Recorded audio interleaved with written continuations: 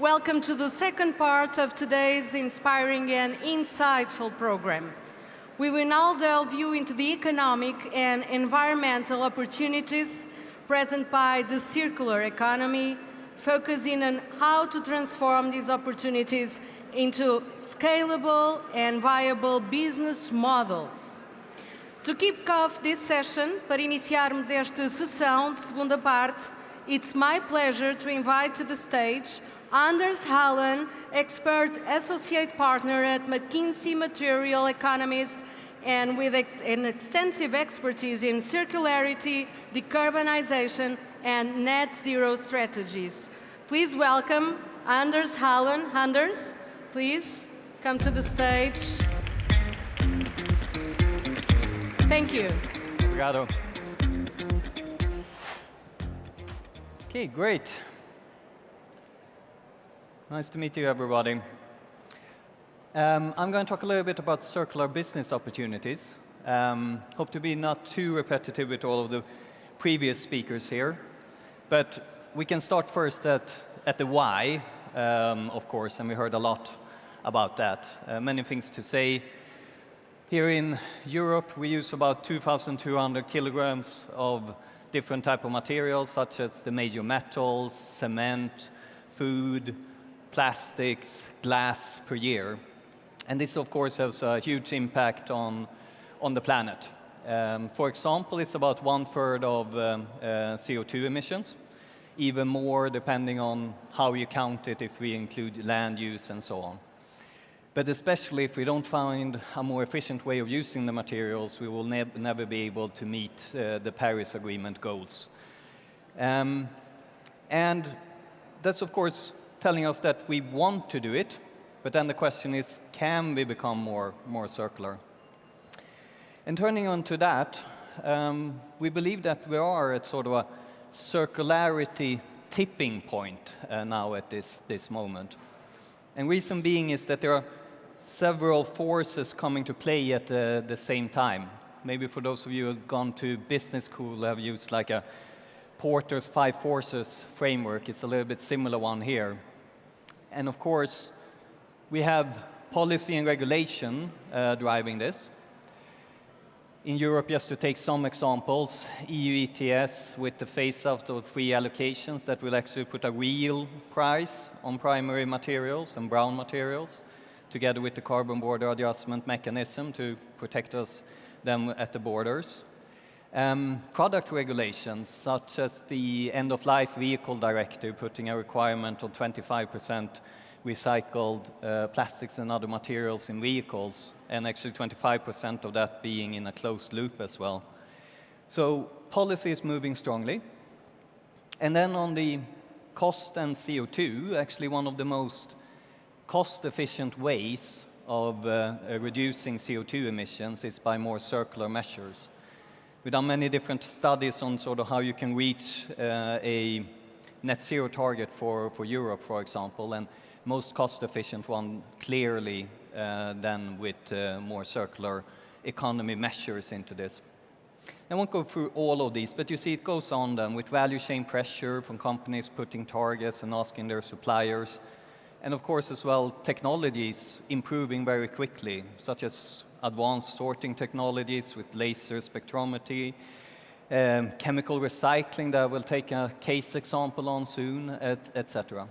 So all of these forces acting at the same time. And then what's interesting with this is that we looked together with some investors on what can this mean as a business opportunity. And we mapped the size of the circular economy business. And then, of course, it's hard to have an exact definition on how you define that and what you include. But with the definitions that we put up here, within the areas of circular business models, material recycling, material efficiency, can be such things as using products as a service instead, using prefabricated materials in construction, etc.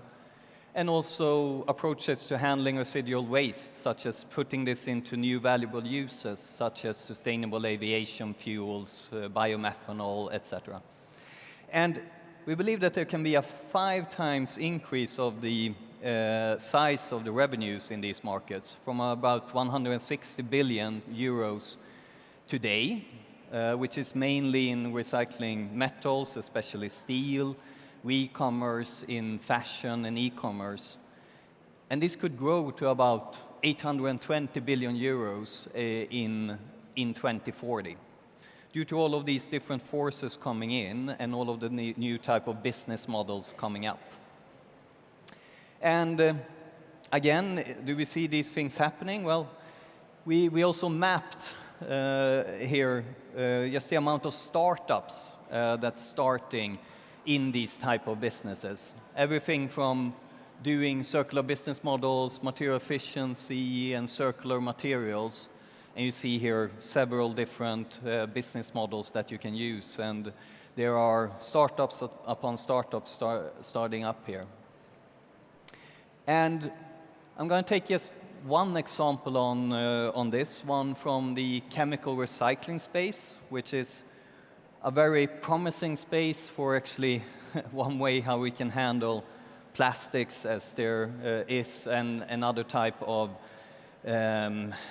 chemicals such as rubber that I will talk a little bit more about. And one has hoped for chemical recycling for long. There are not that many companies scaling yet. But taking one example from myself, I'm from Scandinavia and Sweden, and there is a company called Envirosystems who try to solve one big problem, if we take just one out of all of these that we see here, in tires. And there's a market of about 40 million tons of tires being produced globally yearly. And this can mean something like 180 million tons of CO2 emissions. And of course, a lot of other problems coming with that. Microplastic leakage to water and other parts of the environment, and a big addressable market.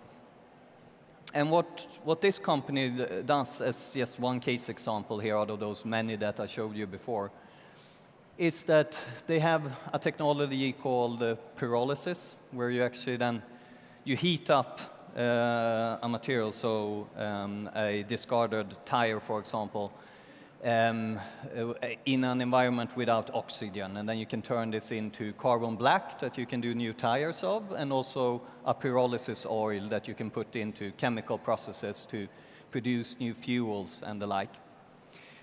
And you get about 90% lower CO2 emissions compared to other recycling technologies that you have today with this, such as the furnace black process in this.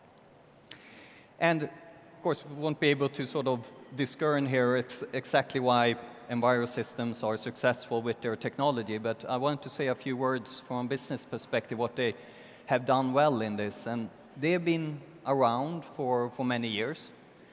They were founded already 20 years ago, but they have been really, really scaling up lately.